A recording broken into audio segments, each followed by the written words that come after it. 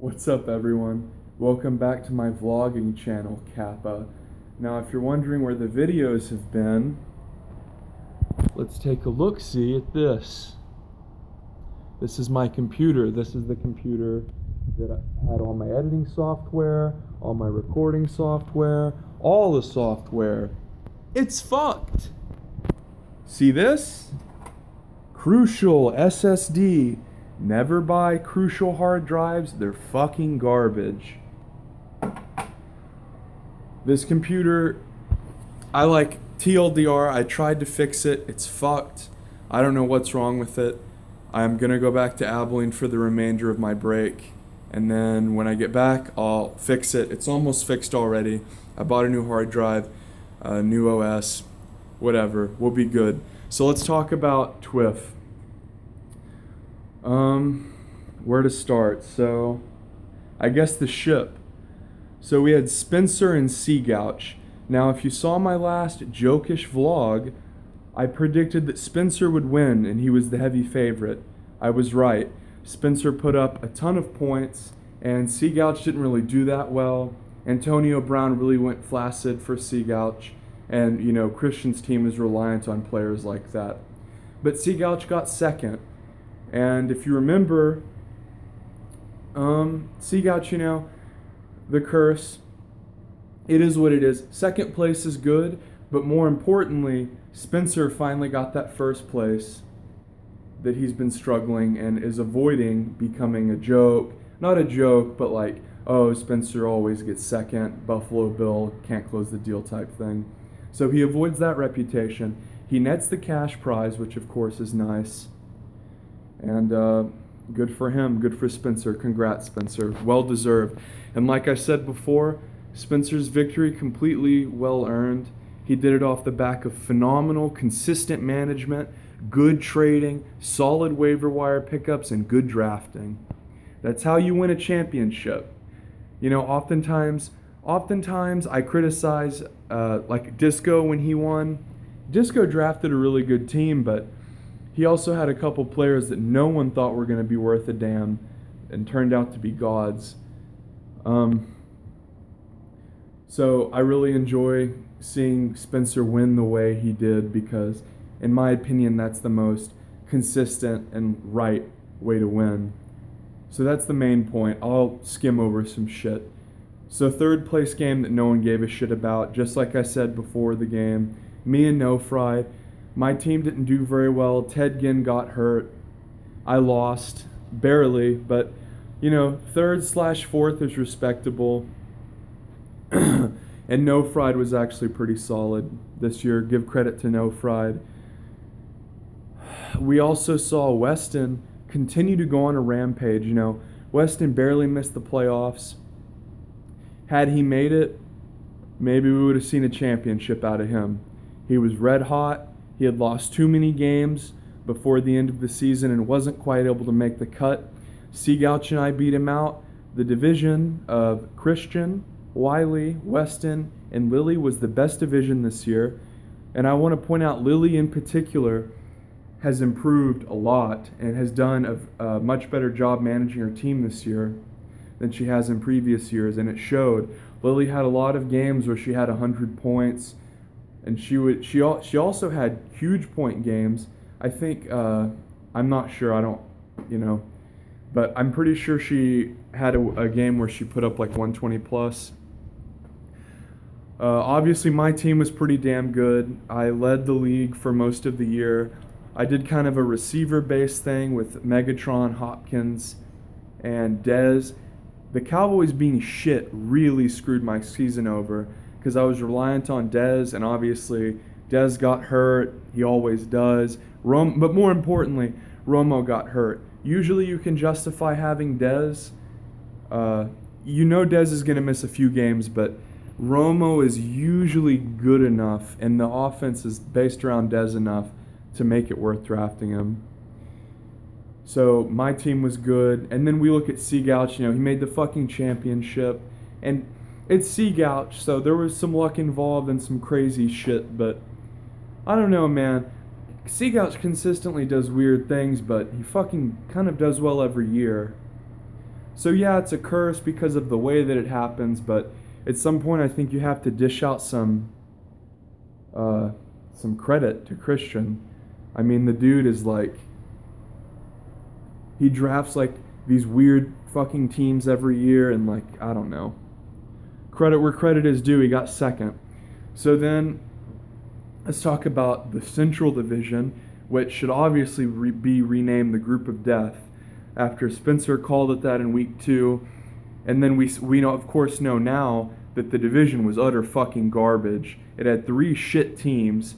I believe Kevin Clapfor's team, Black Magic, and Disco, I think, off the top. And none of those teams were worth a damn. Disco, at the end. And we know Disco historically can manage his shit, but not really impressed with that. So even though the Super Bowl winner came out of it, Spencer, the fact that he called it the Group of Death, I think merits a name change, considering the current divisions are just arbitrary names, East, West, and Central. So there's not really much to talk about there. The only thing worth noting is that Spencer said that, had a godly season, and the rest of his division was a fucking joke. And then if we look at Rampy's division, and by the way, my division with Lily, Spencer, Seagouch, and Weston should be renamed something to do with Christian, I think, because the curse is such a big part of the league and he got second. I suggested Cursed Lands. That's kind of like, sounds like a Magic the Gathering card, but I think it's a cool name. I prefer it over just an arbitrarily picked one. And if we look at the final division, we saw Ben, who had a pretty good team, but finished with a not very good record. But we still saw Ben things like good management and whatnot. And then Rampy, who probably talked the most shit out of everyone, which I like. I like it when people talk shit. It makes things interesting. I mean, I'll be the first one to say it. I talked shit to Christian. I thought I was going to win. You know, there's the curse.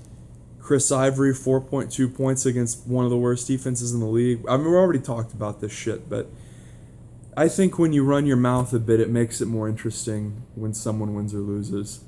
So that's nice to see from Rampy. And if we look at Rampy's team, you know, there's been weeks when I thought Rampy's like, wow, Rampy's really good. And I rated him pretty high in my power rankings video at the beginning of the year. But as we look back at Rampy's team after the whole year, it's kind of like, well, what did you really do? Like, you had a few good weeks. You had an okay record. I don't know.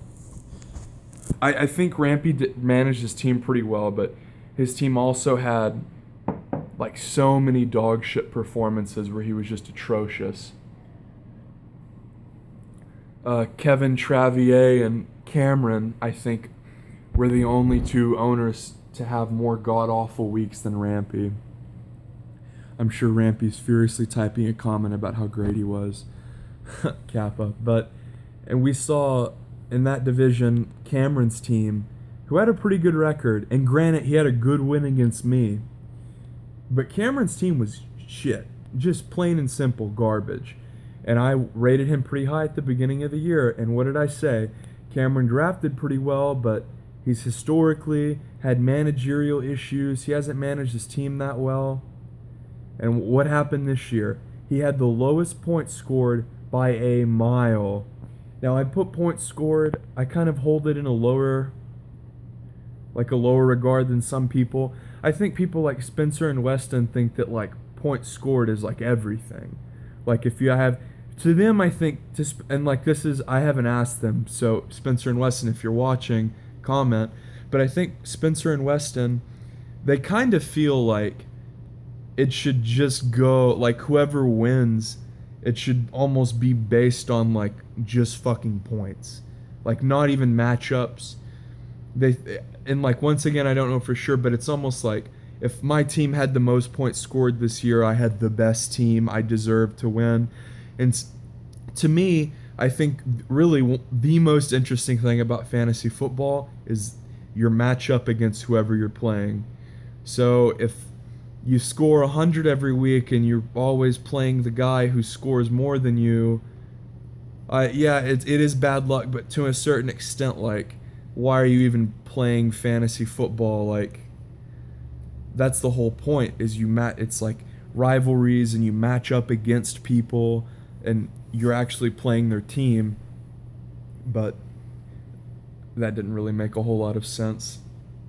But don't have any software, so can't edit it out. Sorry, Spencer and Weston. And to wrap things up, so I've talked about Rampy, Cameron.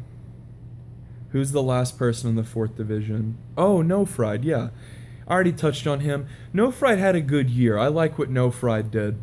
Obviously, he beat me in the meaningless 3rd and 4th place game. It was a good season for No Fried. He managed his team pretty well. He won the division.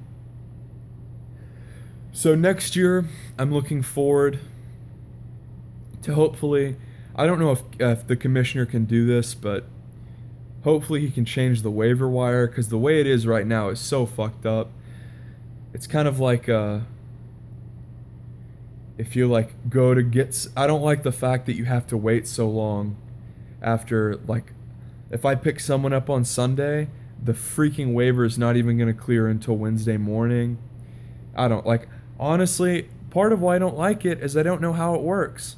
I know how it works, but it seems like whenever I go to pick up players, it's like almost random as to who gets who. That's just me, though. I don't even know if you can change anything about the waiver and how like that works and is distributed. But congrats to Spencer, Kevin the King of Swag, Travier. Change your fucking profile picture. Subscribe to the channel. If you like TWIF and you want to see more of it, or even more vlogs, me doing random shit, leave a little comment down below. Have a good one.